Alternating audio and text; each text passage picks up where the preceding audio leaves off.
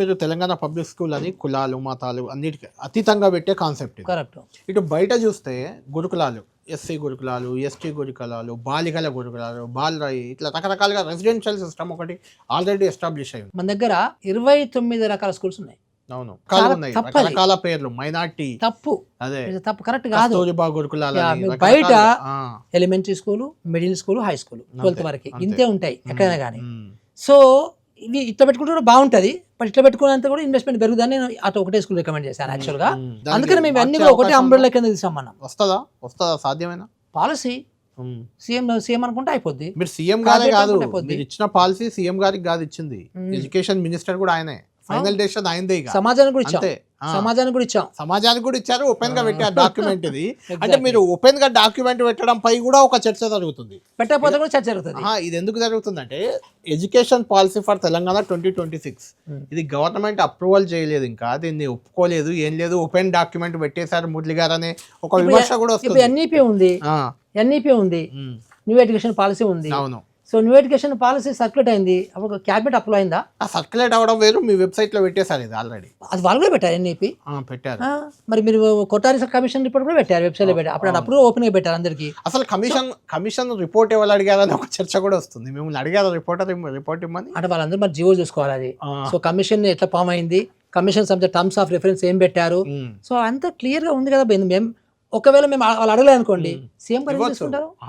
CM గారు ఏం చేసుకుంటారు? అడగకపోయినా మీరు ఇవ్వచ్చు అనుకోండి, అది వేరే విషయం, మీ డ్యూటీ అది కదా. మా యొక్క duty పర్పస్ అది.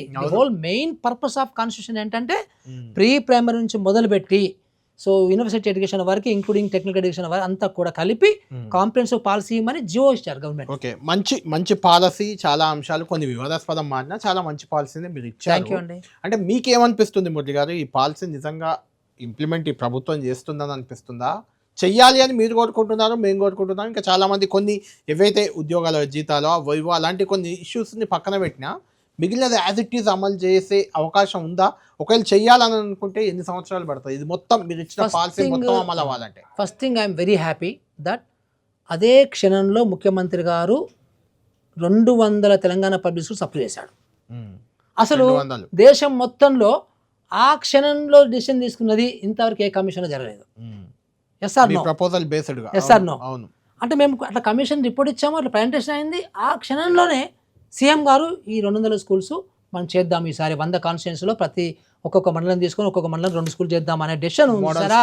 Model school that is a very success కదా, గుడ్ థింగ్ కదా. ఇంతవరకు ఏ కమిషన్ లో కూడా జరిగి ఉండదు ఇట్లా. నిర్ణయం తీసుకోవడం అనేది ఆన్ రికార్డో ఓరల్ గానో పేపర్ మీద ఉండడం వేరు, ఫిజికల్ గా ఇంప్లిమెంట్ అవ్వడం వేరు. అవి కట్టి అందులో విద్యార్థులకు అడ్మిషన్లు ఇచ్చి అవి నడిచినప్పుడు మీ డెసిషన్ అమల్లోకి వచ్చినట్టు. అంటే ఫస్ట్ థింగ్ నిర్ణయం తీసుకోవడం కూడా డెసిషనే. నిర్ణయాలు తీసుకున్న నిర్ణయాలు 100 పక్కకు పోతుంటాయి. మీరు ఐఏఎస్ అధికారిగా అది మీకు నెక్స్ట్ ఇప్పుడు బడ్జెట్ లో పెడితే తెలిసిపోద్ది అనుకోండి, అప్పుడు తెలుస్తుంది. మంచిదే, నిర్ణయం తీసుకోవడం గ్రేట్, నేను కాదనట్లేదు, కానీ బడ్జెట్ లో పెట్టమని చెప్పి సీఎం గారు చెప్పారు. నేను ఇమ్మీడియట్ ప్రపోజల్ పంపించేస్తాను గవర్నమెంట్ కి. ఓకే, సో నా ప్రపోజల్ పంపించేసాను, ఎంత కావాలి ఎట్లా కావాలి అంత మొత్తం డీటెయిల్స్ పంపించేస్తాను, అయిపోయింది.